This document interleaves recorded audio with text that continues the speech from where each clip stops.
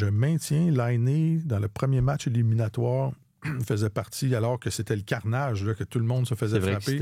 C'est un de ceux qui sortait le plus de sa zone de confort pour participer physiquement, pour s'impliquer et tout. Je pense que fondamentalement, il est animé de bonnes intentions. C'est peut-être pas un joueur qui, naturellement, c'est peut-être pas dans son ADN de jouer la pédale au plancher tout le temps, match après match. Puis là, il a été blessé à un doigt, il n'était pas capable. Son atout qu'il maintient dans la Ligue nationale, c'est son tir qui est nettement supérieur à la moyenne. Si tu n'es plus capable de tirer la rondelle, là, ça te fait pas mal disparaître comme joueur. Mais en gestion de rondelle, il ne sera jamais extraordinaire. Sa vitesse sera toujours, son explosion sur patin va toujours être très moyenne ou peut-être même un peu en dessous de la moyenne. C'est pas un gars qui a une grande vision de jeu, mais il tire la rondelle. Quand tu regardes Patrick Laine, faut pas que tu essaies de dire on va le transformer en joueur. Nous, on connaît ça, on va le transformer en joueur qu'il n'est pas. C'est ça, puis tu l'insères dans ton équipe parce que tu veux qu'il te donne ce qu'il est capable de te donner. Puis en bout de ligne, ça évite bien des frustrations inutiles. Là. Faut pas se raconter d'histoire. Là. Puis le vote de confiance à Kirby Dach. Ça, c'était mon segment, les votes de confiance. Mais encore une fois, je pense qu'il n'y avait pas vraiment le choix, publiquement comme ça.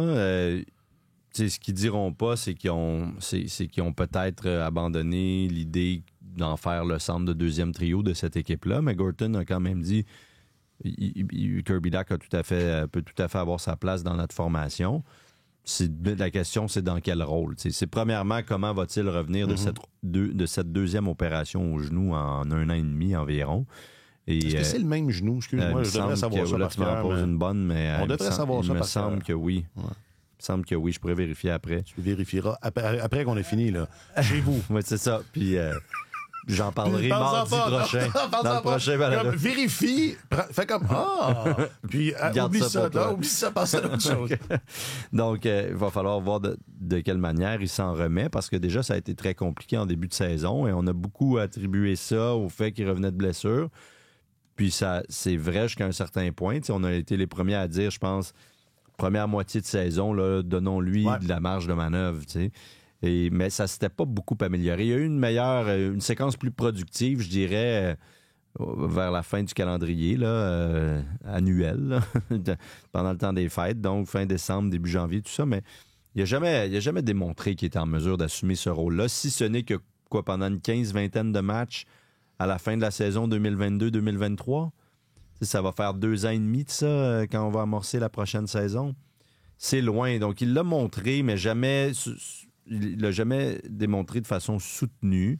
Alors, c'est le mot, ça. C'est le bon mot. Même si eux n'y croient plus, ils nous le diront pas, n'y croient plus comme centre de deuxième trio, mais ils peuvent croire à Kirby Dach et à son utilité, parce qu'on parlait de robustesse. On parlait de niveau de compétition. A dit que c'est ça, il a mentionné ça au nombre des qualités de Dach. Il était plus éteint là, vers la fin. Ça a été une saison difficile, on s'entend, mais on l'a vu, on le voyait être méchant. Là. Il y a un peu ça en lui, Kirby Dach. Donc ça, c'est sûr que ça leur plaît. T'sais. Alors, moi, il lui reste 1 année de contrat. Je dirais pas que ça passe ou ça casse l'année prochaine, mais ça ressemblait un peu comme à ça dans leur propos, je trouve. Mais il pourrait avoir son utilité, juste, je ne pense pas que ce sera au centre du deuxième trio.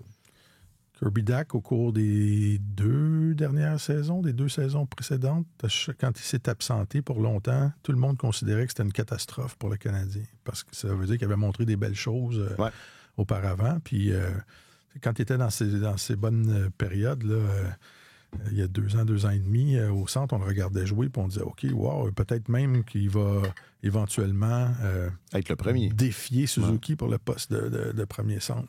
Mais d'un point de vue pratique, ce gars-là est blessé. C'est l'histoire de sa vie, là, saison après saison après saison. Là. Tu peux pas répéter la même erreur chaque année et dire on va tout miser sur nos billes sur lui pour être pour occuper un poste important, faire partie du noyau, parce qu'il disparaît à chaque année. Fait que là, la logique commande qu'on fasse sans lui, qu'on dise on va placer quelqu'un d'autre dans cette chaise-là. Lui remplira un autre rôle, puis s'il réussit à gravir les échelons puis à reprendre le poste qu'il avait avant puis à rester en santé, ce sera Dubony. Exact. Mais il faut arrêter de compter sur lui comme une pièce essentielle de la machine. Il n'est jamais là. À un moment donné, il faut... C'est ça. Qu'il soit capable ou pas, c'est presque une question secondaire. Moi, c'est comme ça que je l'ai compris. Ouais. On croit encore en lui dans le sens qu'il va rester en formation, puis il nous donnera ce qu'il nous donnera, puis ce sera pour le mieux, mais je le vois comme ça aussi, c'est Dubony, je pense, à partir de maintenant. Puis tu dis, tout le monde était catastrophé. C'était vrai, mais pas là. Ben non, pas là. On avait oublié. Parce qu'en février, honnêtement, tout le monde l'avait un peu oublié. Ouais. Cette équipe-là a réussi à faire oublier sa présence. C'est vrai. Ouais. Mais on a vu à quel point cette saison, c'était difficile pour lui. Là. Oui. Son patin n'était pas pareil. Tu voyais qu'il n'avait pas confiance en ce qu'il faisait. Ouais.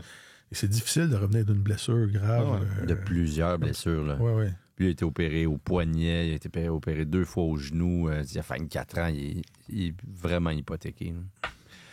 Puis Gorton a évoqué le scénario aussi. Le scénario.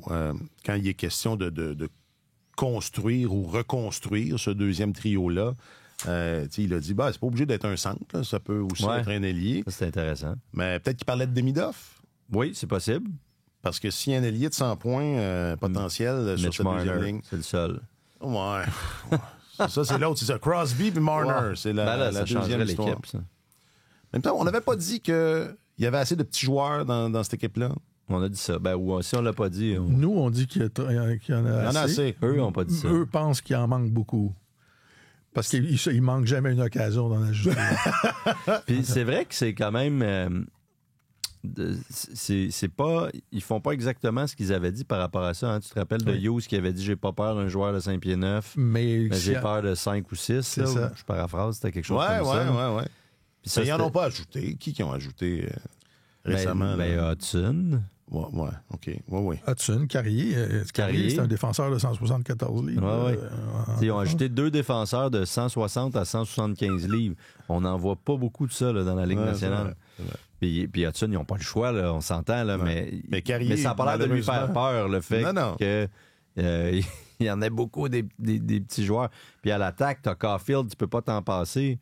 On s'entend, mais... les 3 là, qu'on vient de nommer, Carrier, Hudson et Caulfield, tu peux pas t'en passer. C'est pas des options là, de faire non, sans eux. C'est ça, mais tu sais, Gallagher, il est pas gros. Newhook, pour citer Bergevin, il est épais, mais il est pas grand, tu sais. Non. Ça me fait toujours. Puis il joue pas... il joue pas rough, là, non. Ouais.